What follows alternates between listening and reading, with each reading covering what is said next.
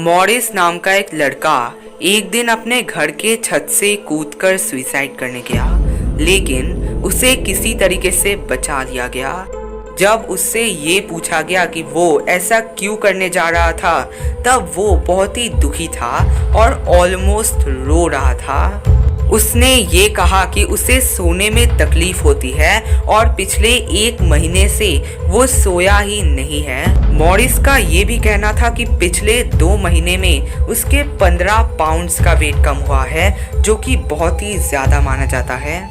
उसके घर वालों का ये कहना था कि जिन चीज़ों से या फिर जिन चीज़ों के करने से मॉरिस को अच्छा लगता था और उसे खुशी मिलती थी, उन चीज़ों को अभी करने से उसे बिल्कुल भी खुशी नहीं मिलती और उल्टा इरिटेशन महसूस होती है। मॉरिस का मानना था कि उसकी ज़िंदगी कोई भी काम की नहीं है और सिर्फ इसी वजह से उस दिन वो सुसाइड करने गया था।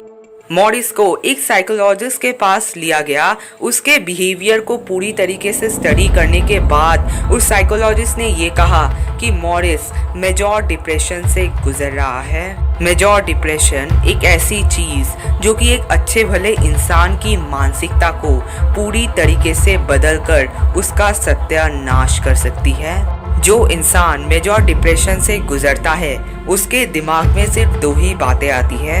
एक, सुसाइड यानी खुद को ही ख़त्म कर देना, और 2, मर्डर यानी उस आदमी को ख़त्म कर देना जो कि उसको अपने आप को ख़त्म करने के लिए रोक रहा है। और ये सब वो अपने खुद के कंट्रोल में नहीं करता, क्योंकि आफ्टर ऑल वो डिप्रेशन में है, राइट। सो डिप्रेशन यानी एक्सट्रीम सैडनेस, और वो सैडनेस इतना एक्सट्रीम होता है कि उसके बारे में आप सोच भी नहीं सकते।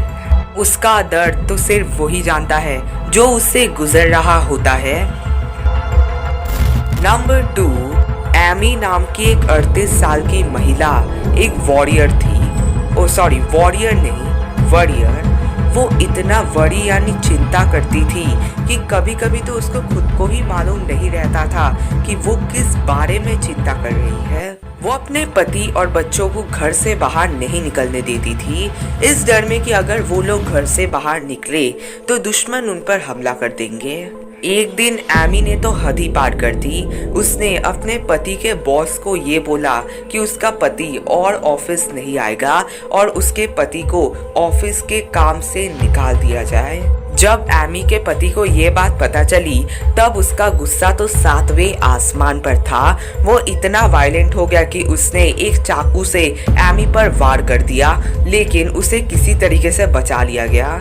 एमी के पति और बच्चों के इरिटेशन की वजह से एमी और भी ज्यादा डिप्रेस्ड हो गई। दोस्तों, एमी जैसी ही इस दुनिया में ऐसी हजारों इंसानें हैं जिनकी मानसिकता बिल्कुल ही ऐसी ही है, लेकिन आपने क्या कभी डीपली सोचा है कि वो लोग हमारी चिंता करते क्यों है? हमारे मम्मी पापा भी तो हमारी चिंता करते हैं, तो उनकी चिंता और एमी जैसे लोगों की चिंता में क्या फ़र्क है? तो वो फ़र्क है ओवरनेस। कोई भी चीज़ अगर सीमित मात्रा में हो तो वो अच्छी लगती है, लेकिन अगर वो बहुत ही ज़्यादा मात्रा में हो यानी ज़रूरत से ज़्यादा मात्रा में हो तो वो चीज़ मतलब थोड़ी हानिकारक लगने लगती है। लेकिन आफ्टर ऑल वो आपकी चिंता क्यों करते हैं? क्योंकि वो आपसे प्यार करते हैं, इसलिए, राइट। अगर आपके घर में कोई ऐसी मानसिकता वाला इंसान है तो उस पर खामखा वायलेंट मत होइए, तो बात और भी बिगड़ जाएगी। उनको आप सही से समझाइए, प्यार से समझाइए।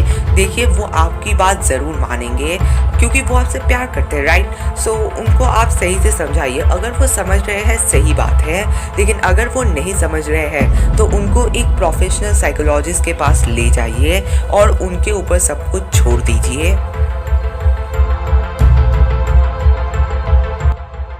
तो दोस्तों, मैं आपको वो स्पेशल अनाउंसमेंट बोलता जो कि मैंने बोला था वीडियो के शुरुआत में। तो बात यह है कि मैं अपने हर वीडियो के एंड में एक रिडल बोलूँगा और उसके बाद जो सबसे पहले उस रिडल का आंसर देगा, मतलब वीडियो रिलीज होने के बाद जो सबसे पहले उसका आंसर देगा, उसका नाम मैं नोट करके रहूँगा उसके आंसर के साथ साथ, और फिर मैं अपनी अगली वीडियो में उसके नाम के साथ साथ उसका आंसर बोल दूँगा और फिर उसका अगला रिडल बोलूँगा और फिर the goes on and fourth. तो सारे आंसर्स कमेंट्स पे ही होंगे, तो कमेंट से ही चूज करूंगा मैं।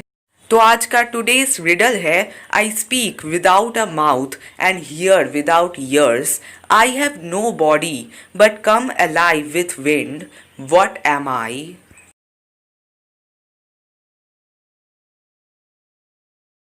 ये वीडियो आपको पसंद आया तो उस लाइक बटन को नीला ज़रूर कर देना और उस लाल रंग के सब्सक्राइब बटन को ग्रे कलर का ज़रूर बना देना और उसके पास वाले उस मंदिर के घंटी को भी अच्छे से बजा देना, ताकि हमारे आने वाले वीडियोस के रूप में प्रसाद आपको सभी भक्तों से सबसे पहले मिलते रहे।